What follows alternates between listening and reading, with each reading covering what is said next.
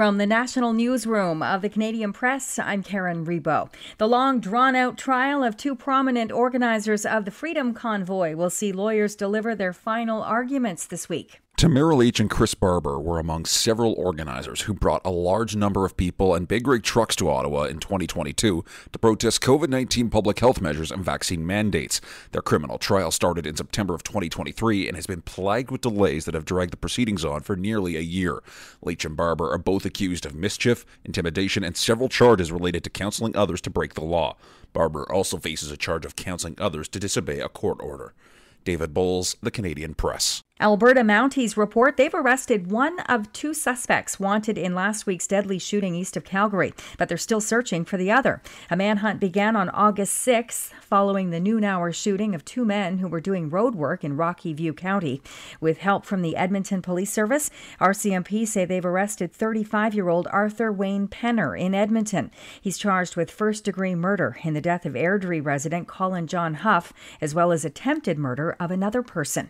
Police are seeking the public's help in finding a second suspect, 28-year-old Elijah Blake Strawberry, for whom an arrest warrant has been issued on a charge of second-degree murder. A new report from the Centre for Future Work says Black and racialized workers in Canada are less likely to be represented by a union. Report author and economist Jim Stanford says only a quarter of racialized workers are covered by a union contract, compared with one-third of non-racialized workers. He adds racialized workers also earned about 10% less per hour. For all kinds of reasons, economic, geographic, and cultural, racialized workers have not benefited from unionization to the same degree as other workers, and they need unions as much or more than other workers. U.S. President Joe Biden is using his final months in office to tend to some of the top policy goals closest to his heart.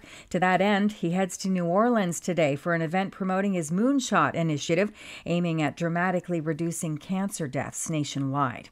And there was trouble listening to former U.S. President Donald Trump's live conversation with Elon Musk on X last night.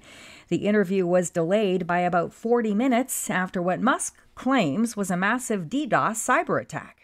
My apologies for the late start. Elon Musk says his social media platform X was hit by what's called a distributed denial of service attack. It's a kind of cyber attack where servers are flooded with bots, causing, in this case, X to crash. Basically, hundreds of gigabits of data were saturated. In his 2-hour-long conversation with Musk, former President Trump taking swipes at Vice President Kamala Harris. If you vote for her, you ought to have your head examined. Perry Russum, ABC News, Washington. Trump recounted his assassination attempt in vivid detail and described his survival as a miracle. This is the Canadian Press. In sports, Leo Jimenez hit a 2-run home run. Bowden Francis worked a career-best 7 innings, and the Toronto Blue Jays opened a 3-game series in California Monday night with a 4-2 win over the LA Angels. Will Wagner, called up from AAA Buffalo for the Jays, had 3 hits in his major league debut. In tennis, Jessica Pegula ended up going the distance to beat fellow American Amanda Anisimova 6-3, 2-6, 6-1 Monday to take her second straight National Bank Open women's title in Toronto. With the victory, Pegula became the tournament's first repeat winner. Top seeds Gabriela Dabrowski of Ottawa and Erin Routliffe of New Zealand lost the women's doubles final to Americans Caroline Dolehide and Desiree Kravchuk in a third-set tiebreaker. And on the men's side, at the NBO in Montreal, Australian Alexei Papirin became the men's singles champ when he cruised past Russian Andrei Rublev 6-2, 6-4. From the Canadian Press, I'm Karen Rebo.